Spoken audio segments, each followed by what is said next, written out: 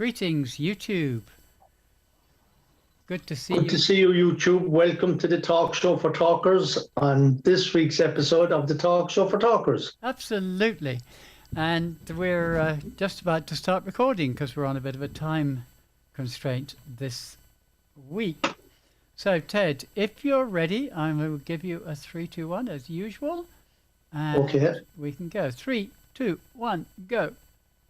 Hello, Toastmasters, would-be Toastmasters, listeners and friends. You're very welcome to the Talk Show for Talkers on irishtalkers.com. That is our email address is info@irishtalkers.com. You can also find us on Facebook as the Talk Show for Talkers. And we always look forward to your comments, to your questions, any feedback. We would be delighted. We look at that as an evaluation. That's how you feed into this show. So please keep those interactions up. We love to hear from you. You can listen to previous shows on our website, irishtalkers.com. And we also publish the Public Speaking Weekly. This is a roundup of links from the internet. It's all about Toastmasters. It's tips on public speaking, on confidence, on leadership. And this is a good time to be speaking on leadership because this is the first week of the new season of Toastmasters as an organization. 1st of July, our new committees took over and we're all eager to get going and see can we leave a legacy of what great Toastmasters clubs are all about. My name is Ted Malamphy and I'm joined as usual by the prolific, the personable Paul O'Malley. Welcome, listeners. It's a treat to have the opportunity to be listened to by you this week. Well done, Paul. Thank you for that. And on this show, we will have the usual eclectic mix. We will have a thought for the week. We will have a word for the week. We won't have an interview, but we will certainly have someone that you will enjoy listening to. Now, of course, everything is subjective insofar as when I say you will enjoy, I'm speaking from a personal point of view. But this guest that we have, well, he's not a guest, but he's coming through via YouTube. So you can listen to this person. And I'm going to give you what my thought for the week is. And my thought for the week this week is, well, that's a good question, Ted. What is your thought for the week? Is it thoughtless or is it thoughtful? I just have to look up what my thought for the week is, actually. Don't know where I'm after sorting it. Oh, yes. Difficulties are meant to rouse, not discourage. The human spirit is to grow strong by conflict. And that was given to us by William Ellery Channing. And William Ellery Channing was a poet, an American poet. So difficulties are meant to rouse, not discourage. The human spirit is to grow strong by conflict. What would you think of that now, Paul? Conflict. Great word. It means when two things come in touch with each other and sparks fly. Yes, I like the thought behind it, although I do think it's a difficult thought. The reason I think it's a difficult thought is that many people avoid conflict on grounds that they prefer cooperation and would recoil from such a welcoming of conflict. On the other hand, conflict can be seen as a form of challenge. And if it doesn't kill you, it makes you stronger. There's some phrase from somebody that says, what doesn't kill you makes you stronger. And I suppose if you come through some illnesses, you come out the other side and you've developed immunity to getting that illness again, you could say that that the conflict has made you stronger. I find it a good quotation, Ted, in that it's thought-provoking. Do I welcome conflict? Do I welcome dissenting ideas? Do I welcome people who have different values from me? Great questions you've brought up by that quotation, I think. Yeah, and I agree with you, Paul. I think the word conflict doesn't fit the particular words. You know, difficulties are meant to rouse, not discourage. The human spirit is to grow strong by challenge. I agree with you. You use the word challenge. I think that's a more appropriate word. Conflict makes you think of war and disagreement and toil and trouble, whereas challenge can be something that you're faced with that nobody likes to have, but you show courage and resilience by coming through challenge. And as you mentioned, for instance, this pandemic that we find ourselves in, we have become resilient because of it. We can see it in Toastmasters and in Toastmasters clubs, how we adapted to this online format rather than in-person format. And I think that it's more appropriate, the word challenge rather than conflict. So I agree with you. I think I think myself actually that word that William Ellery Channing gave us, conflict, it doesn't fit the appropriateness of the words he used before that. I like the tenure of what he's telling us, but I don't like that word conflict. I'm with you on this, Paul. Let's have an argument about it then, Ted. Well, I don't like conflict, Paul. I don't like conflict. Yeah, well, whether you like it or not isn't really the issue. And whether any particular listener likes conflict or not isn't the issue at all. The opportunity exists to embrace conflict. Now, many a person has been married. Not everybody, but many people get married. And many people have told me when I've been talking to them about their marriage that they have conflicts with their other half. And some of the people who've told me they have conflicts with their other half have gone on and got divorced and are much happier afterwards. Others, on the other hand, have had some really good conflicts that they've come through, and out of it has grown a new appreciation of their differences and new acceptance and tolerance, and have told me that in the 20, 30, 40 years of marriage, that some of the best things they've ever had have been conflicts. Yeah, that's an interesting point. And the next time I'm going to introduce you, I completely forgot that you're a marriage counsellor and that you have a lot of experience with people who come to you with their matrimonial conflicts. I totally forgot about that, Paul.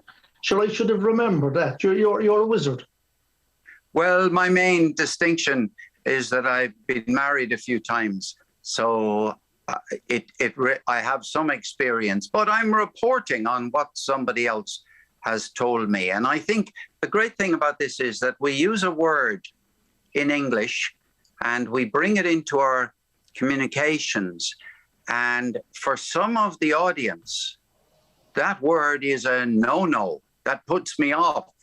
I won't give you any votes if you are using the word conflict in your speech contest. And the other half of the judges might be saying, conflict, very good thing.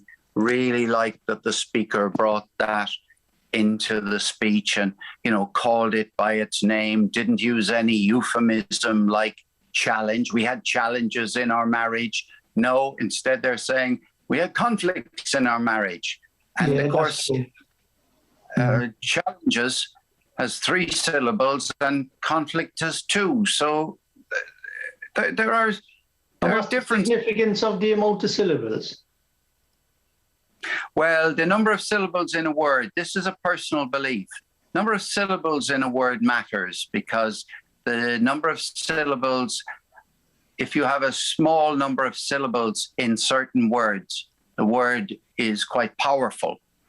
If you have a large number of syllables, the word is transformed into a kind of abstract thing as opposed to a concrete thing. And now you have me running away with thoughts to do with poetry. So I think we might, Ted, I think that clinches the argument as far as you're concerned anyway. And well, I agree this with is the you. first time ever, Paul, that I've admitted privately and publicly that I was in agreement with you, because you wanted to take conflict out and put in challenge. I agree with you, and you then throw the conflict back in my face by saying, let's have a conflict about it. So I love the way you think. I love the way you think. Just as well, I'm not married to you, Paul, because we definitely would have challenges in our marriage. Well, I have a word. I have a Okay. word for what we've just demonstrated, Ted, and it's called a clinch. CLINCH. That is our word of the week this week. Now, clinch means, among other things, a close embrace. So we've just had a clinch, and it's more than that. That's a noun. But when I said that has clinched the argument, meaning that somebody has won it, or that that's the end of the argument, that's when the word clinch becomes a verb. Now, the first time I'd say you ever came across a clinch was when you were in boxing ring at about the age of 6 or 7, and you were up against a much bigger guy. And in order to avoid knocked out, you got into a clinch. You held on tight. Would that be correct?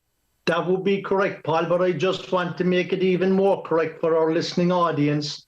Paul and I are about 140 miles apart at the moment, so listeners, there is absolutely no clinching going on. And I hope when I talked about getting married to Paul that I didn't give you all the wrong impressions. I am married, happily married, thanks be to God, to a member of the opposite sex, okay? So I would like to just get that out in the open straight away now. I'm a red-blooded heterosexual. So I think it's important that we say things like that, just to clear any doubt that we may have created.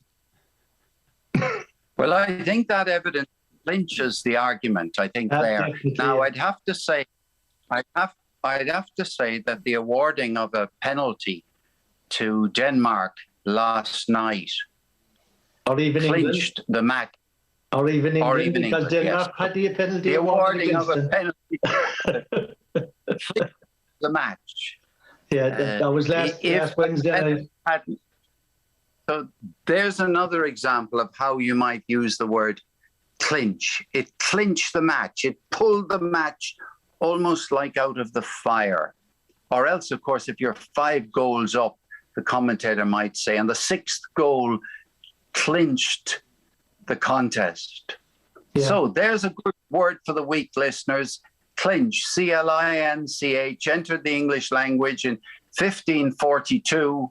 And I wish you all the best with using it. Well done, Paul. And that brings this first session to a nice conclusion with your clinching. And tomorrow we'll be back with that guest who you're going to be listening to, and he's going to be giving you advice about how to begin a speech. So this is very appropriate for Toastmasters. See you then.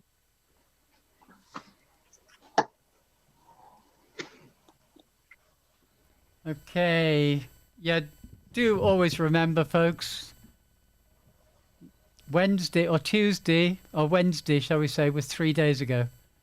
Yeah, but that's why I said Wednesday night when Paul said yes last night. Yeah, don't worry about that. They know we record on Thursdays. I will excise the offending words from the.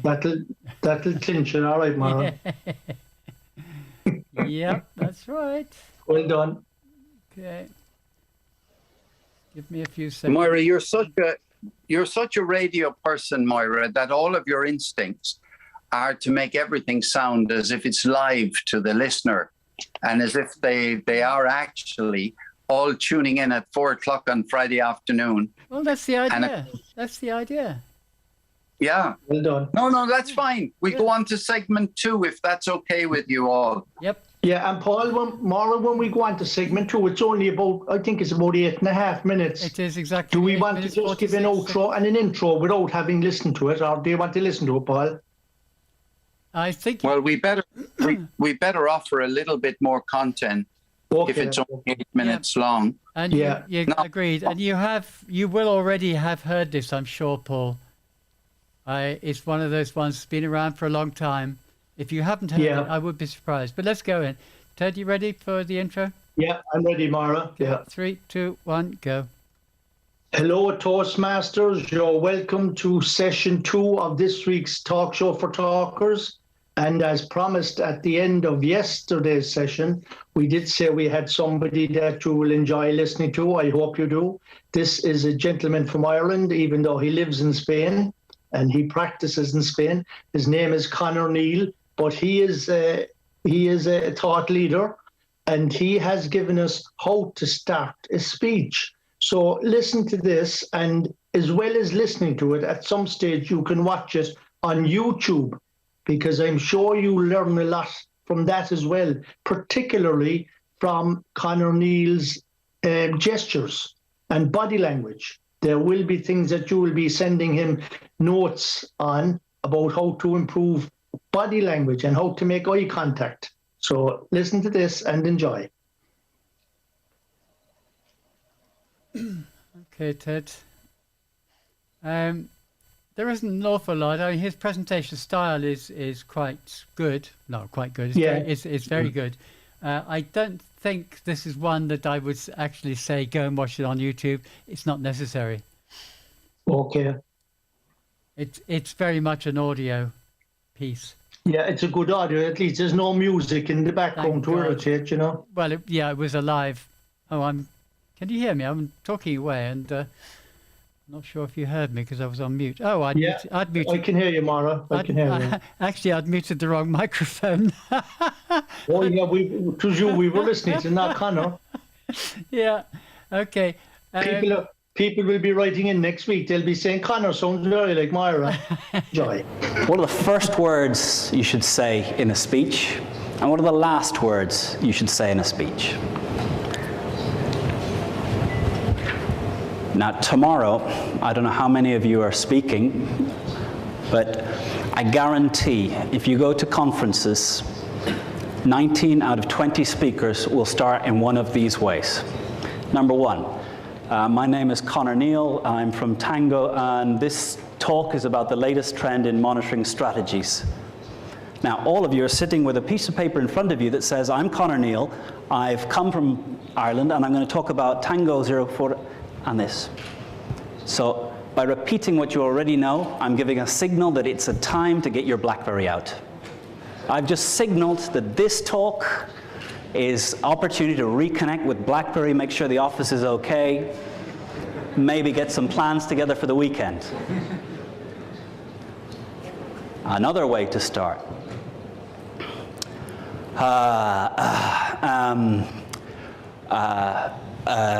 The lights, the mic's working. How much time have I got? Okay, right. Okay, is it plugged in? And you laugh, but I guarantee tomorrow there's going to be some moments that get a little bit of that. And why? Because this is, for some of you, the first time you see this individual. They're here as a leader in their industry. And your kid at school presenting on giraffes does a better job. That's sad. So I think there's only 3 ways of starting a speech. And it's the same if you went into a bar and there's a group of people, it's a networking event, much like you were at before you walked into this room. And maybe I came up to a group, there's a group of 3 people who are having a little conversation. I walk in and I say, hi, I'm Conor, I'm Irish, 38 years old. I have an interest in sailing, I like running. And they've walked away. So how do you get people to engage with you when you're networking? I'd say in networking, the best thing you can do is walk up. I think we know someone in common. Try and walk away when someone comes up and says that to you. Hopefully you've done your research so you do know that you know someone in common, but with LinkedIn, you can find out who knows who on anyone you want. So, how to start a speech? First way, with a question that matters to the audience. How do you phrase a problem that the audience faces in a question? So that'd be the third best way of starting a speech. The second best way of starting a speech is with a factoid that shocks. There's more people alive today than have ever died. There's more people alive today than have ever died.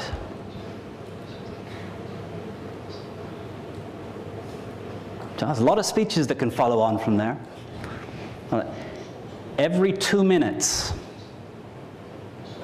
the energy reaching the Earth from the sun is equivalent to the whole annual usage of humanity.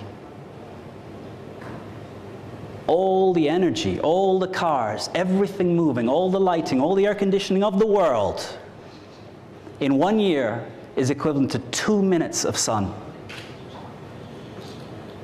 Does that change how you think about energy? So, what's a fact that shocks the audience into rethinking? And Google has transformed your ability to get at these facts. Given 2 or 3 minutes, you can find out, one, whether anything I've said is true, but you trust me because I look the part and I'm from ESA. Those are, in fact, 2 true facts. I usually get someone come up to me at the end, are you sure? How do they measure dead and alive? But it's true. And it's not even close. But the best way to start a speech, and the way that I hope all of you use from now forward, is the same way we start a story to a child. Now, how do we start a story to a child? Érase una vez. Once upon a time. And what happens when you say once upon a time? I can tell you what happens when I say once upon a time. My daughter leans forward, gets ready to hear, engages. And we were all trained as kids to know when a story's coming. We also know when a teacher is about to deliver a 40-minute boring lecture that has no impact on our lives. But in business, you don't hear Jack Welch saying once upon a time. Steve Jobs doesn't start his speeches once upon a time. So there's a grown-up way of saying once upon a time. And if you listen to the conversations that are interesting around you at a dinner table, in a networking event, if you listen to the people that are gathering, the group of 8 that are listening to them, the way they're talking is different. The way they start is different. The way you tell stories as an adult is, in October, it was the last time I was in this room. There were 120 people in the room, and I was having a little conversation with one of the world experts on public speaking. And he said something to me. He said something to me that's had me thinking ever since. He said something to me that changed what I think about what's important in speaking. So now I can pause for about 30 seconds, 2-3 minutes, and you want to know what he said. So in speaking in sales, we assume self-interest. So if you can tell a story from your own life that connects you to why this topic is important to you, why you first joined the company, when you first saw someone benefit and you saw how their life was changed. And I think here, exploring what quality of life means for you. In your business, how do you affect quality of life for a customer? Because that's where the stories that will start to connect you to the audience will come from. Because stories are about people. They're not about objects, they're not about things. It's about the people behind the things. If you want to tell a good story about Tango, don't talk about the software. Talk about the people who built the software, what they do, how they are, what's important to them, what they sacrifice. And in your own life, what does quality of life mean? What sacrifices have you made to achieve something that was more important? And if you can tell stories and the audience connect with those stories, then they want to hear what you have to say.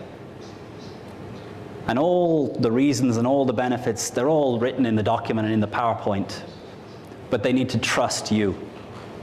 And they need to care about you as a person to engage with you and then decide that they will act.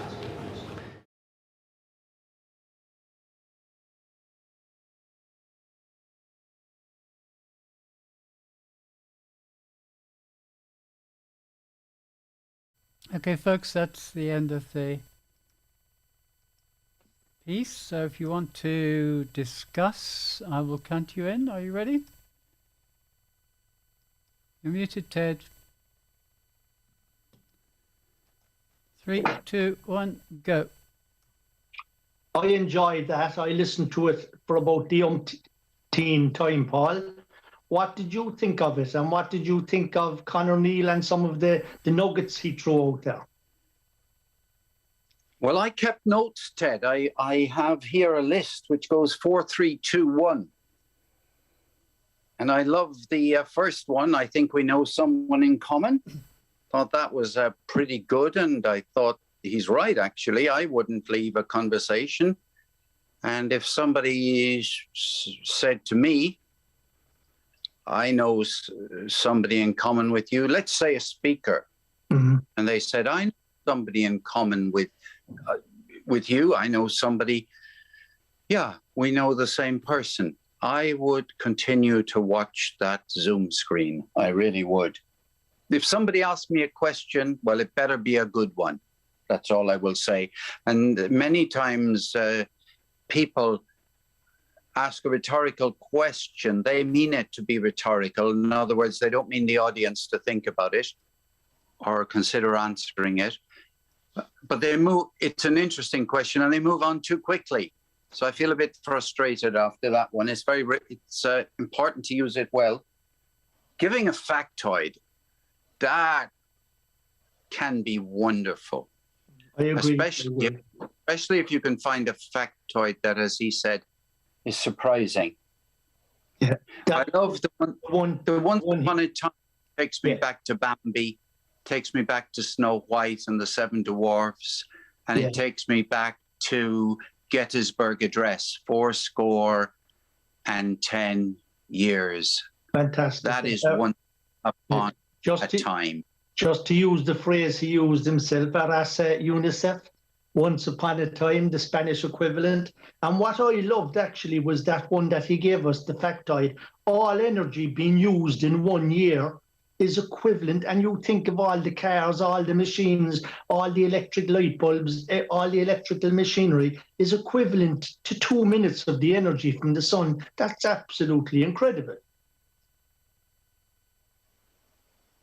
That was a great fact. That was a great fact. And there's something I would also like to point out to our listeners, and I'm sure they would have been clued in themselves.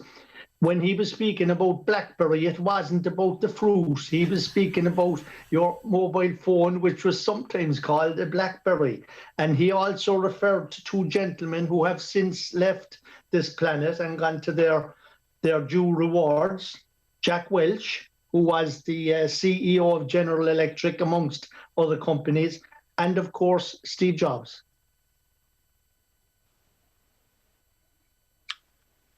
Well, both of those names will be familiar to some audiences. Yeah, they will, of course.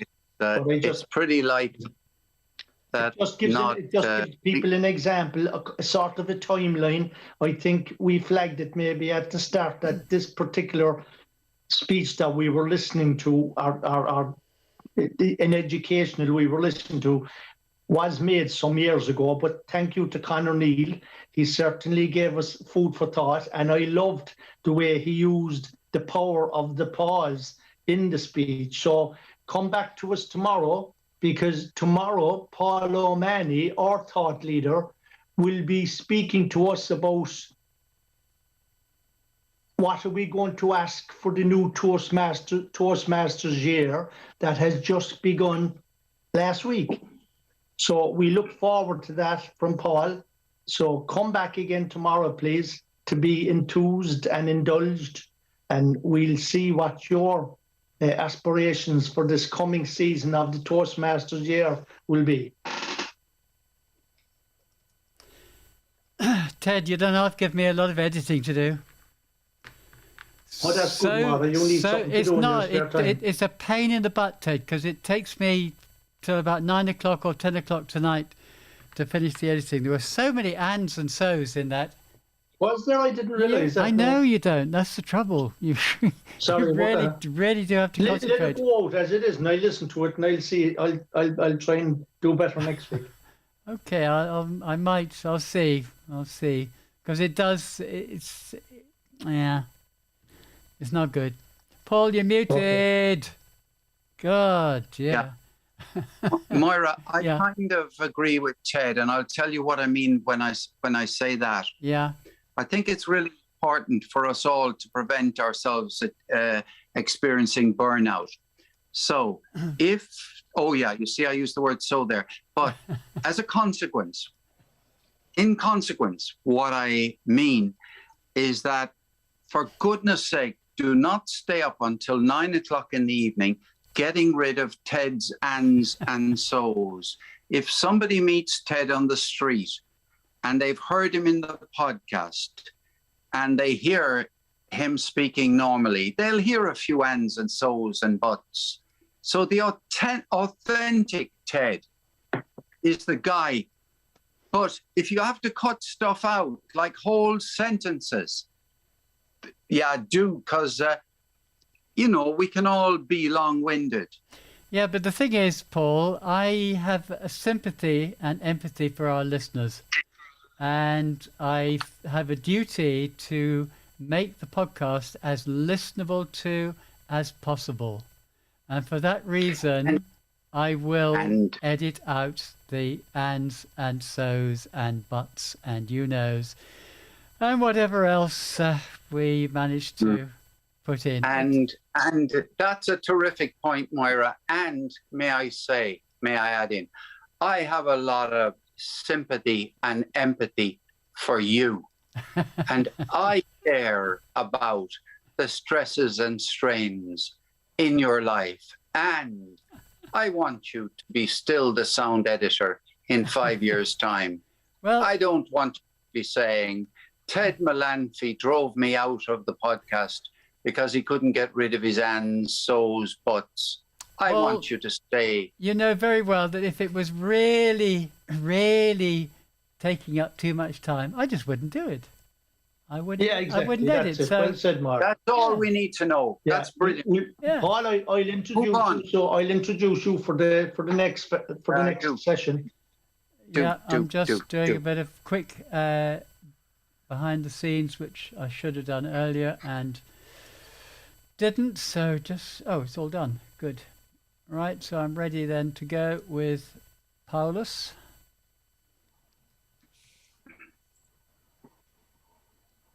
You notice your Latin name, Paul?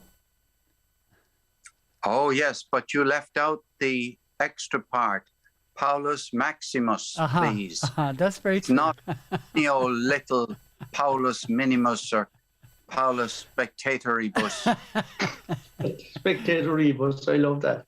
Spectatoribus, yeah. Okay, Ted, you ready? 3, 2, yes, Maura. 3, 2, 1, go. Welcome, Toastmasters, would-be Toastmasters listeners and friends. We're on to segment 3 of this week's Talk Show for Talkers. And this is the segment that you eagerly look forward to each week. And this week will be no exception, because Paul is going to be asking questions that could be asked for the new Toastmasters year. And we're just 1 week into it. Take it from there, Paul. Every year you meet people who are different from you. Every year you meet people who start their year on a different date. You may be a member of Toastmasters International, and Toastmasters International may begin its administrative or practical year on the 1st of July, but every year members of Toastmasters begin their year on a different date. Listeners, that's because you all have a birthday.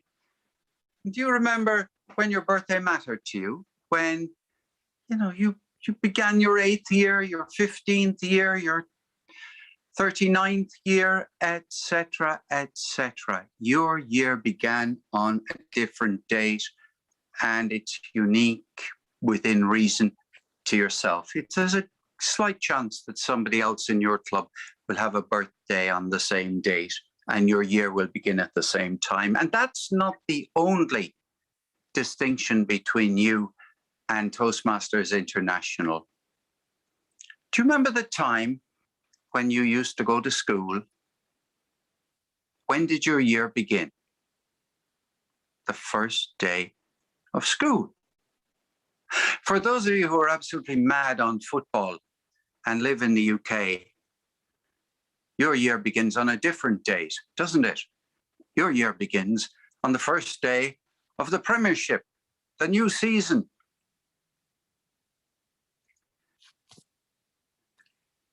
The thing that unites everyone in the world about the beginning of a new year is the 1st of January. There's a widely practiced thing called making a New Year resolution.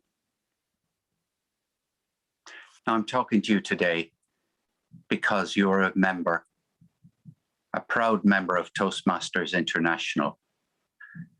And you may or may not know that the year began on the 1st of July. Vice President for Education was in touch with me during the week.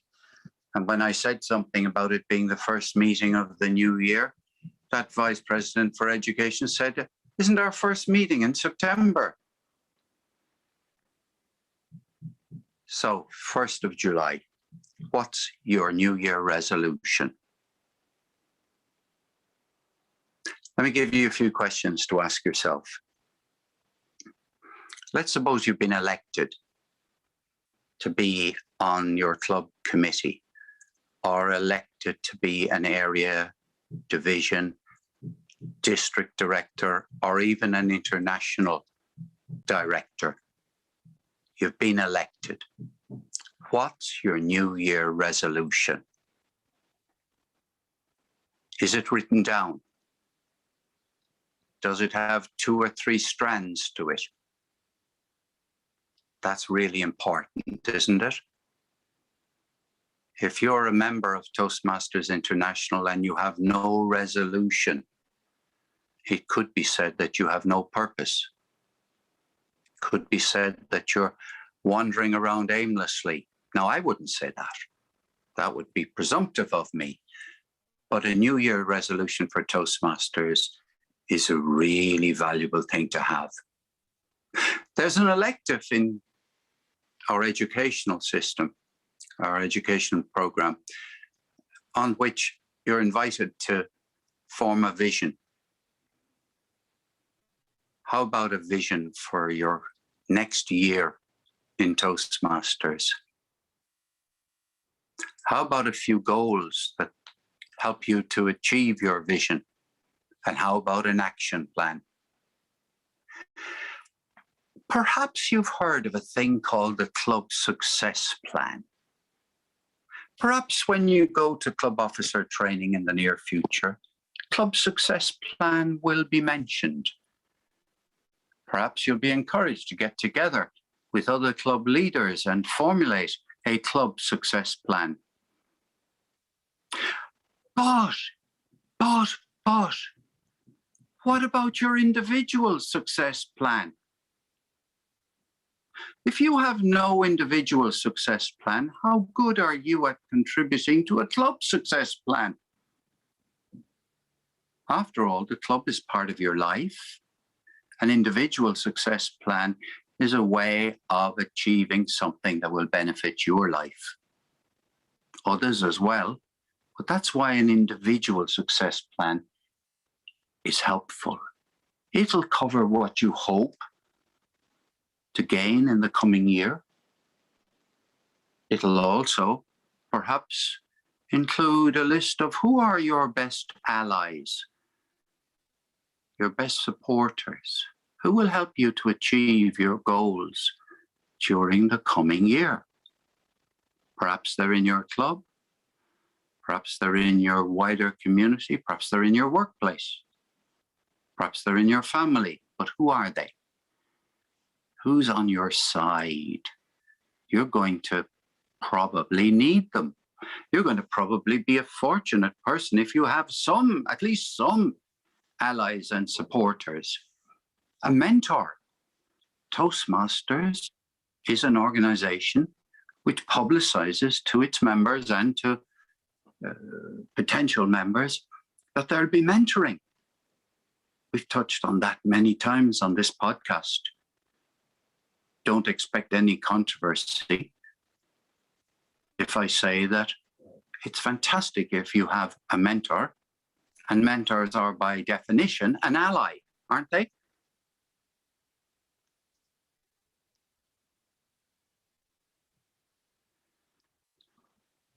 Why are you a member? Why are you going to remain a member during this coming year? You have, after all, an opportunity to not remain to be a member. So a decision, a New Year resolution that I'm going to stay a member this year. I'm going to gain more benefit out of being a member this year than last year. What about that for a general resolution? A bit like saying I'm going to have a happier life this year than I had last year, and we'd all like that, wouldn't we? So what about a resolution, New Year resolution? Or else another New Year resolution.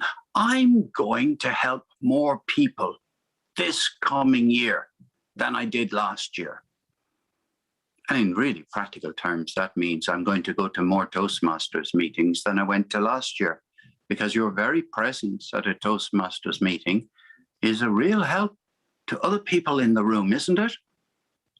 It's not just a duty you've signed up to because you took the Toastmasters promise, but it is really and truly a resolution that helps you to lead a better life, not just for yourself, but for other people.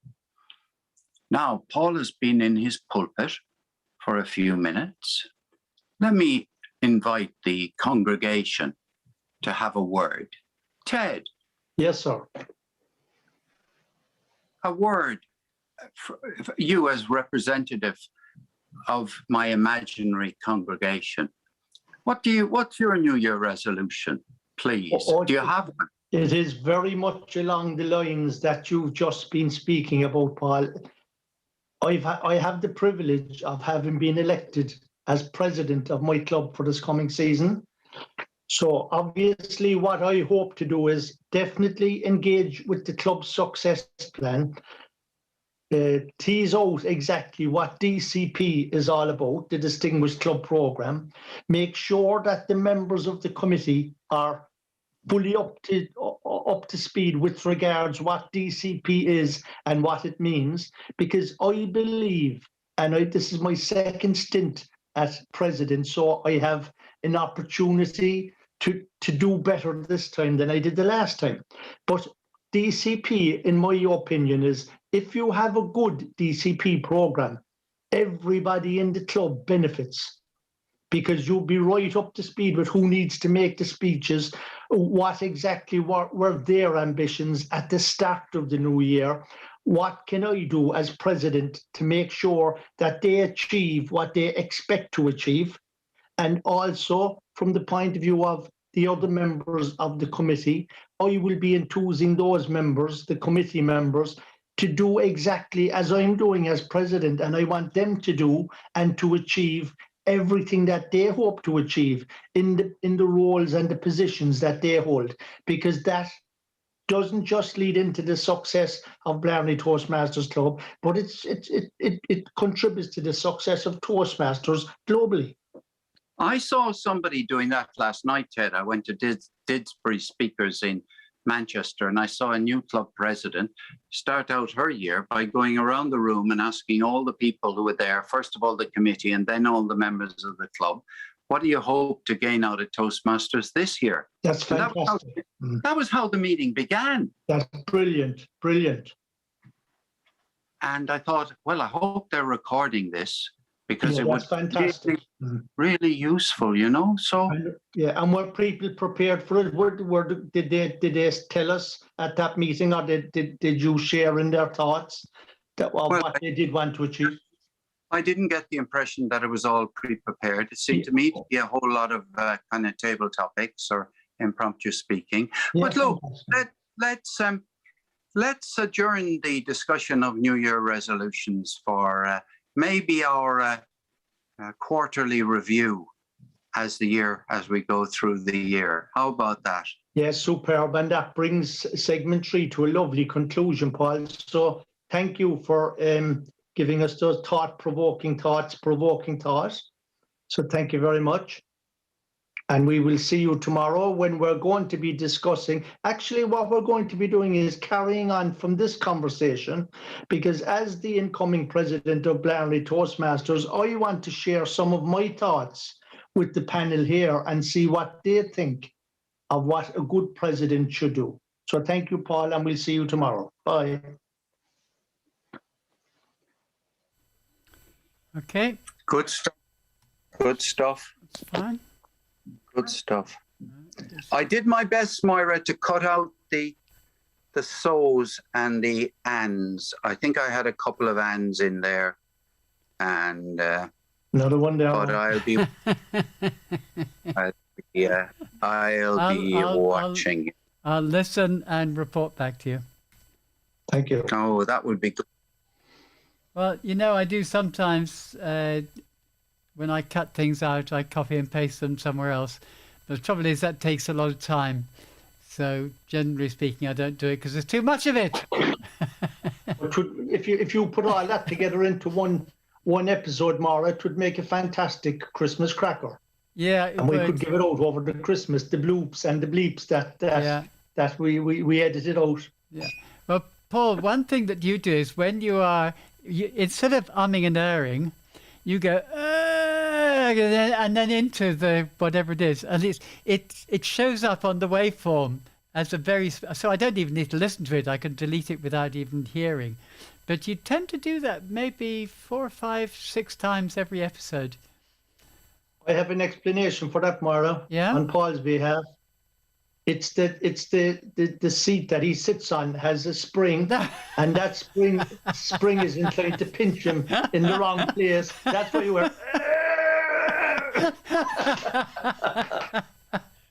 I let your own imagination decide where the pinching is taking place. Yeah. You're muted. You're muted, Paul. We can't hear this. Oh, we can't hear this. If it's okay with you, could we just go straight into episode 4? Would that be okay? Yeah. We better, Mara. Yeah, we're ready. While you're introducing me, so. Ready, Paul? 3, 2, 1, go.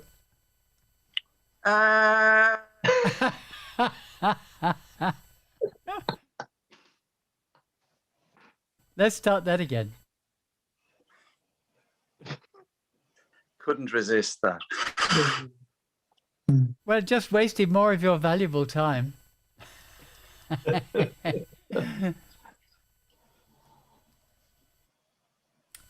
Keep on muting myself, forgetting I've still got to give you a 3, 2, 1. Right, 3, 2, 1, go. Welcome, listeners. Welcome to the 4th episode this week of the Talk Show for Talkers. And you can find us on irishtalkers.ie. speechmaking.com. And you can subscribe to this podcast by going to your favorite place where you subscribe to podcasts and click on the subscribe button. Today, we have a special person who has, I believe, acquired some distinction recently. So let me introduce to you the president of Blarney Toastmasters, which, by the way, was founded in 1975, and Mr. Ted Melanphy. Ted, what are you going to lead us? Where are you going to lead us today? Well, thank you very much, Paul, for that lovely introduction. I was actually inspired by your contribution to the Talk Show for Talkers yesterday. And I would like to talk about having the privilege of being given the opportunity to be able to serve my club, Blarney Toastmasters, for the coming year. And it's a prestigious position because I've always felt that we owe a duty of care to those who went before us. And you've stolen some of my thunder insofar as you have explained to our listeners that Blarney Toastmasters was chartered in 1975. So we're coming very close to our 50th year. In actual fact, our 50th year coincides with Toastmasters' 100th year. So that's something that's of historical significance also. And what I would like to be talking about as president and the opportunity it gives you to guide your club for the coming year. Really what the president is, you're the CEO, you're the managing director, I suppose you could say you're the cheerleader, and you're also a coach. And I want to involve the immediate past president in this conversation, because I would like to ask our sound engineer and our sound person, Myra O'Brien. Myra, was there anything that you felt you didn't do that you could have done? Or was there anything that you did as president you felt you could have done better? How long have we got, Ted? Okay, Myra, we'll give you 2 minutes. Oh, the list is so long, Ted, that I couldn't possibly cram it into one episode of the Talk Show for Talkers. What did I do, or what didn't I do that I would have liked to have done or should have done? It is a difficult question to answer because one has certain targets that one sets oneself for a club. And there were two things. Well, they're linked, really. To become President's Distinguished was one. But in order to become President's Distinguished, we had to reach 20 members. Because during the year, we lost. I think at the end it was only 8 members, but we actually started off the year with only 10 signed up members. But I think two more members signed up a little bit later. So we had a heavy target to achieve to get to 20 members, and we did. We did it before the end of the year, thanks to our Vice President of Membership, who only came in during the year. In fact, during the second half of the year, because our previous Vice President Membership had to pull away for personal reasons. During that second half of the year, we did achieve an amazing 8 new members. Tell a lie, we did have, I think, have 2 new members during the previous half year. But anyway, we did increase our new membership substantially. So I achieved that target. Could I have done other things? Oh, yes, of course. Many, many other things I could and probably should have done. But the one thing that sort of rankled a little bit with me was that we didn't have full committee meetings. And as a result, we didn't really have too many committee meetings as per se. What we did do was to communicate via WhatsApp and cover most of the things that we would otherwise be covering in a formal committee meeting through the WhatsApp message board. But other than that, I think my tenure was reasonably successful. I certainly, from a personal point of view, I learned a heck of a lot.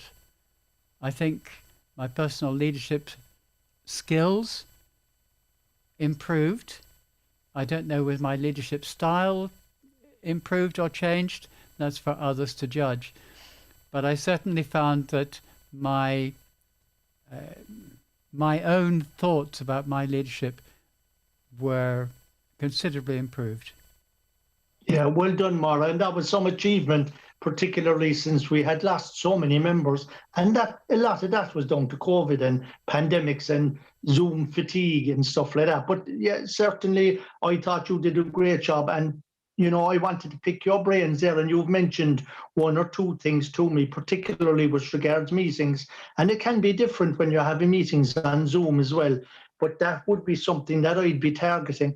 And as I mentioned at the start of this episode 4, since it's my second opportunity to have the privilege of being president of the club, there are things that I know that I should have done the first time around.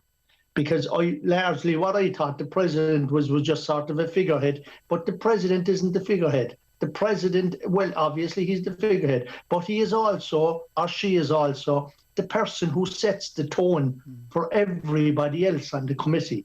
And it's very important that not just from a committee member's point of view, but from all members in the club, that everybody is allowed the respect that they truly deserve as members of a Toastmasters club. Because any club, to be successful, is based on the membership. Whether it's a football club, a hurling club, a tennis club, or a Toastmasters club, it's down to members. You will always get people who are prepared to give of their time and give of their time generously.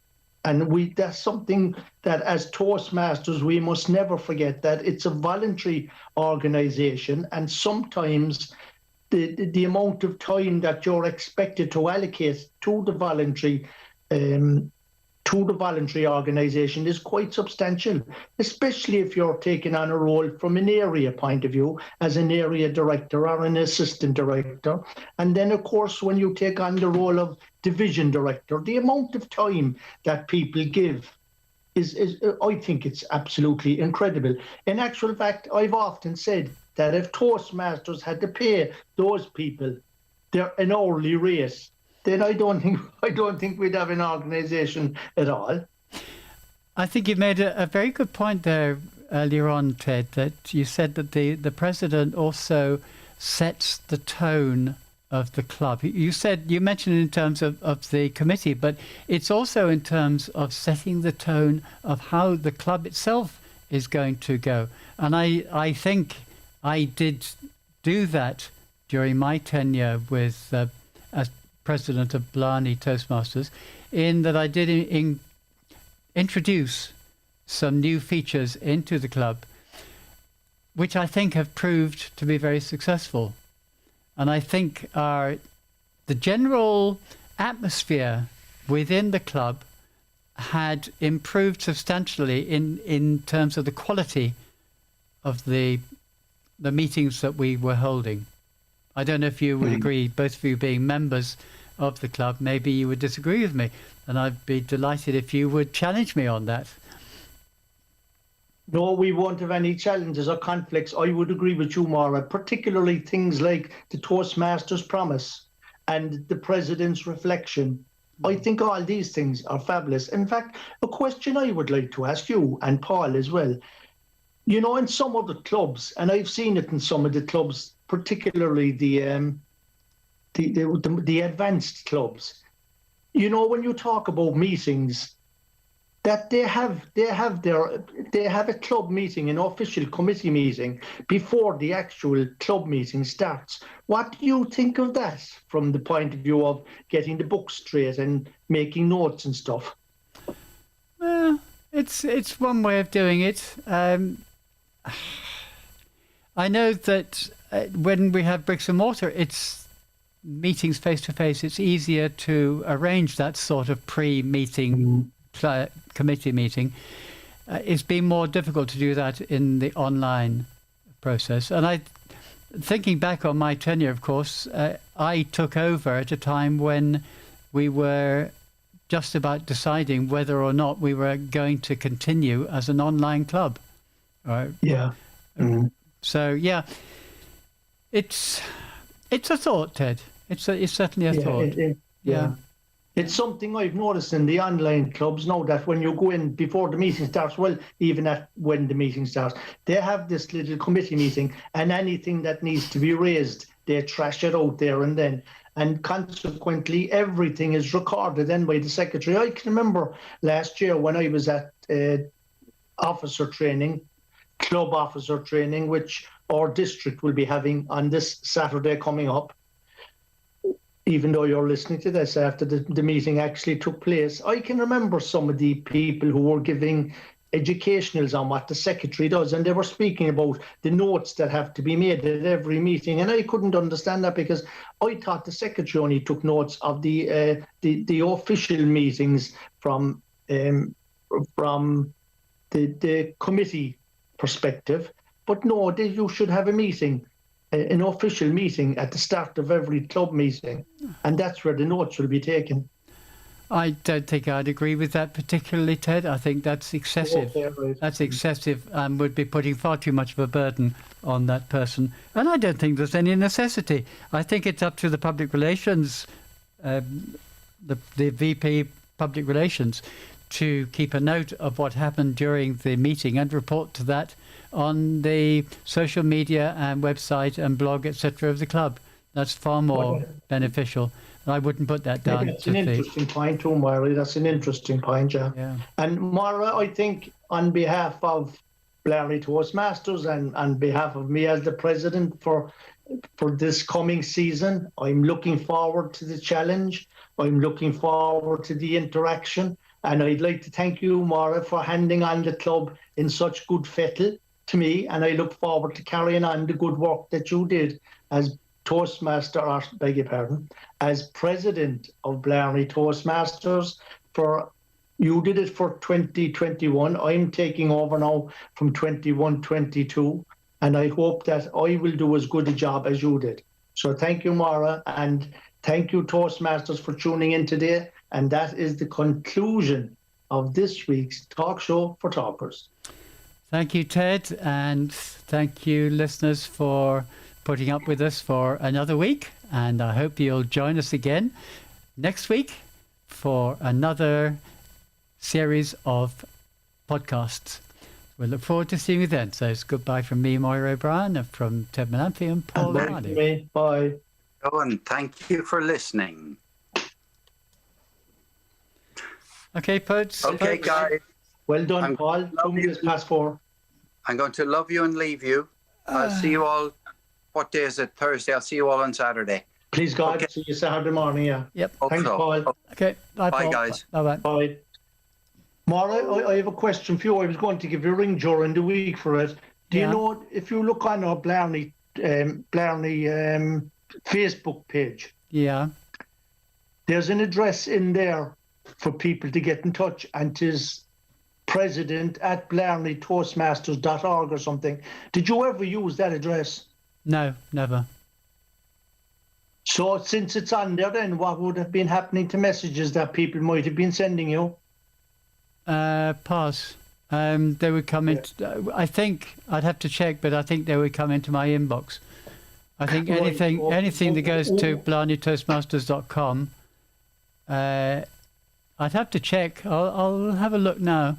But let's say goodbye to. Asked me. Well, let's say Antonia asked me in an email during the week, and I said I'd have to check. Ted, hold it. About that. Hold it there, Ted. I was just going to say let's say goodbye to YouTube, and then we can talk about this off air. Oh yes, sorry. Yeah. I thought we said goodbye to YouTube. No, we don't. You know this, Ted. Every week we have this. We don't say goodbye to YouTube until I say we've said goodbye to YouTube. Bye bye, you did say goodbye to YouTube. YouTube.